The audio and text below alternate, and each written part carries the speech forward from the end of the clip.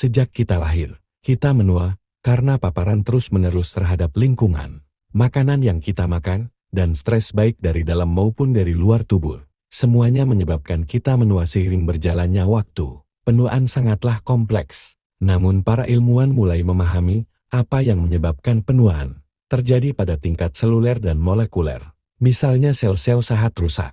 Seiring waktu, ketika sistem kekebalan tubuh, kita beralih dari bereaksi terhadap masalah jangka pendek seperti cedera dan infeksi, menjadi secara bertahap menghasilkan peradangan kronis di seluruh tubuh dan secara bertahap memperpendek tumor yang berfungsi sebagai penutup pelindung. Karena DNA kita yang mengandung kromosom, perubahan ini dan lainnya membuat tubuh kita semakin tidak mampu menghadapi tekanan dari dalam dan luar tubuh kita sehingga ketika kerusakan mencapai tingkat kritis, sel-sel kita, jaringan dan organ mungkin tidak lagi berfungsi normal, dan kesehatan kita mulai menurun.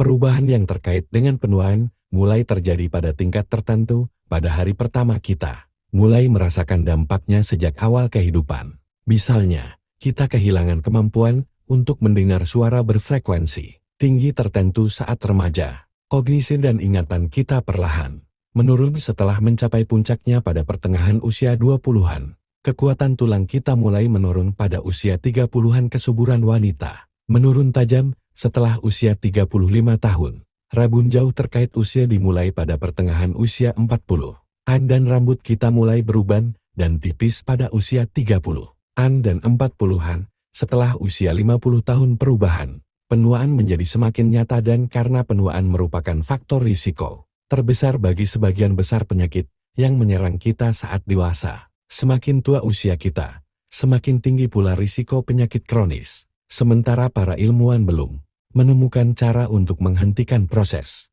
penuaan yang mereka pelajari. Semakin banyak tentang bagaimana menjaga kesehatan sepanjang hidup kita. Beberapa aspek penuaan berada di luar kendali kita, seperti genetika dan riwayat keluarga kita. Tetapi kita dapat mendidik diri kita sendiri tentang faktor risiko sedang dan melakukan yang terbaik untuk menguranginya melalui gaya hidup sehat dan pilihan pola makan. Jika kita menjaga diri sendiri, tidak mengherankan jika aktivitas fisik yang teratur dapat membantu menjaga berat badan yang sehat, serta meningkatkan kesehatan secara keseluruhan, meningkatkan suasana hati dan kebiasaan tidur. Dan jelas bahwa pola makan yang seimbang akan mengenyangkan. Makanan bergizi sangat penting untuk kesehatan yang baik. Namun ketika memahami makanan mana yang merupakan pilihan terbaik, banyak penelitian nutrisi yang berfokus pada bagaimana makanan atau nutrisi tertentu dapat berdampak negatif pada kesehatan, atau bahkan berperan dalam perkembangan penyakit.